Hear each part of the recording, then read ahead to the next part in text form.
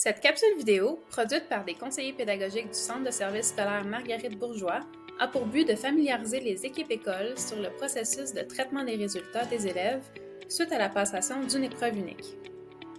En mai et juin, les élèves de 4e et 5e secondaire auront à passer des épreuves uniques du ministère de l'Éducation dans plusieurs disciplines, et ce, pour certaines compétences.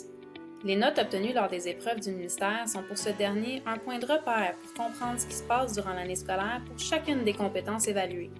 On peut alors dire que ces épreuves sont un bon outil pour comparer objectivement les élèves du Québec d'un groupe à l'autre ou d'une année à l'autre. Suite à la passation de l'épreuve unique, le ministère effectuera donc 2 traitements statistiques sur les notes des élèves, la conversion et la modération. Ces 2 traitements ont comme seul objectif de rendre l'évaluation la plus équitable possible pour tous les élèves à travers la province. Avant d'expliquer ces 2 traitements, il est important de savoir que compte tenu des principes mis de l'avant dans la politique d'évaluation des apprentissages, le ministère cherchera à éviter quelconque préjudice aux élèves ayant démontré une maîtrise suffisante de leurs apprentissages à la suite d'une épreuve unique.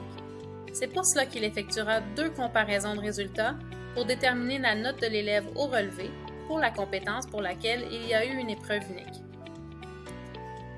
La première méthode est le résultat qu'a obtenu l'élève à son épreuve unique convertie, soit la note brute après le traitement de conversion.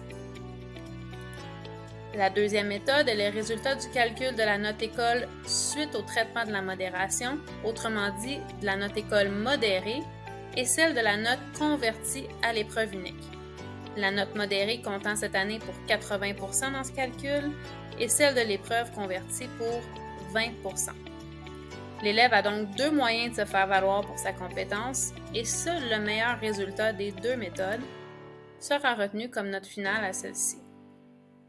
Allons voir maintenant comment s'effectue chacun de ces traitements pour mieux comprendre ce qui sera considéré pour calculer la note obtenue pour la compétence évaluée par une épreuve unique.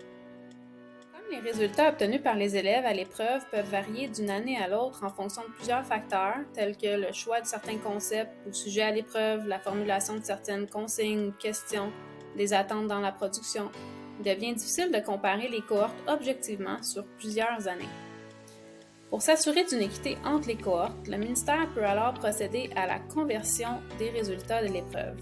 Cette conversion consiste à déterminer une note de passage qui ramène le taux d'échec au niveau comparable des différentes cohortes, ce qui a toujours pour effet d'augmenter les résultats des élèves à l'épreuve unique. La conversion est une mesure exceptionnelle qui ne s'effectue donc pas à chacune des années, mais seulement si le taux d'échec l'exige. Comme les résultats obtenus par les élèves durant l'année scolaire peuvent varier d'une école à une autre, même d'une classe à une autre, et sont en fonction de plusieurs facteurs, tels que le degré de difficulté exigé durant l'année, la composition du groupe et même les barèmes décidés par les équipes écoles, il devient difficile de comparer les groupes objectivement qu'à partir des résultats obtenus durant l'année scolaire. Pour s'assurer d'une équité entre les élèves du Québec, les compétences visées par ces épreuves seront modérées par le ministère afin de minimiser ou d'annuler les effets des variables locales sur la note de l'année de chacun des élèves d'un groupe. La modération permet de comparer pour chaque groupe d'élèves les notes obtenues à l'école et à l'épreuve unique. La modération peut ajuster à la hausse, à la baisse, fortement ou faiblement, la note école brute des élèves d'un même groupe.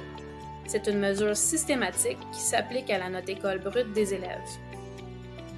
Par le procédé statistique de la modération, les notes obtenues à l'école par chaque groupe sont transformées pour correspondre à la distribution des résultats obtenus à l'épreuve unique par ce groupe, et ce en fonction de 2 facteurs, soit la moyenne et la dispersion des notes autour de la moyenne, que l'on nomme en mathématiques l'écart type. Pour bien comprendre, voici un exemple de distribution normale des résultats d'un groupe. La moyenne du groupe est située au centre de la distribution. Dans cet exemple, la moyenne est donc de 70%. L'écart type est une mesure de dispersion des données autour de la moyenne. Dans cet exemple, l'écart type est de 5. Les ondes de couleur servent à délimiter les résultats selon le nombre d'écarts types en dessous ou en dessus de la moyenne. Utilisons cette même distribution pour représenter les notes école brutes d'un groupe avant l'épreuve. Et voici la distribution des résultats des élèves du même groupe lors de l'épreuve unique. On remarque que la moyenne du groupe à l'épreuve est de 65% et est donc inférieure à la moyenne du groupe durant l'année. L'écart type, lui, est de 8, ce qui est supérieur à celui obtenu durant l'année. La modération consiste à utiliser la distribution des résultats à l'épreuve unique pour repositionner les résultats autour de la moyenne à l'épreuve en conservant le nombre d'écarts-types obtenus durant l'année. Prenons par exemple Frédéric. Sa note école brute avant l'épreuve était de 65%. Il est un écart-type sous la moyenne de son groupe. Sa note modérée sera donc celle qui correspond à un écart-type sous la moyenne dans la distribution des résultats convertis à l'épreuve unique, soit de 57%. Ce qui fera en sorte que la note école modérée de Frédéric est un échec pour cette compétence. Rappelons toutefois que le meilleur résultat entre les deux méthodes de calcul présentées plus tôt dans la vidéo sera retenu. Frédéric pourrait donc obtenir tout de même une note de passage s'il a réussi son épreuve unique. Voici un deuxième exemple.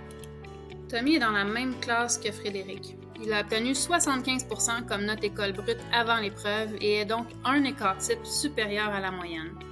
Sa note modérée sera donc un écart-type supérieur à la moyenne dans la distribution des résultats convertis à l'épreuve unique, soit de 73%.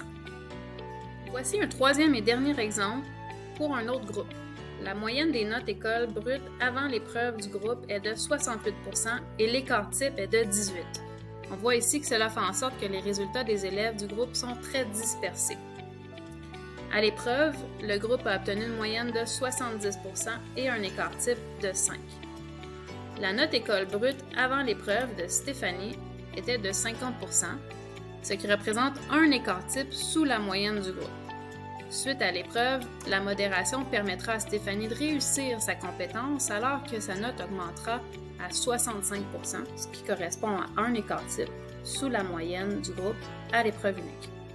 Finalement, le calcul de la note sommaire à la matière de l'élève se fera après que chacune des compétences aura été inscrite à son relevé, et ce en respectant la pondération propre à chacune des compétences. Il n'y a aucune modération qui s'effectue sur les compétences qui n'ont pas fait l'objet d'épreuves uniques, et seul le résultat communiqué au sommaire du bulletin dans cette compétence sera retenu pour le calcul du sommaire du relevé de notes de l'élève. Les équipes écoles sont invitées à consulter le document pour favoriser la réussite des élèves afin de réduire l'impact de la modération sur les compétences des élèves. Merci de votre intérêt pour le processus de traitement de résultats des épreuves. Si vous avez des questions concernant la conversion et la modération, n'hésitez pas à communiquer avec le conseiller pédagogique de votre discipline. Merci et bonne session d'évaluation à tous!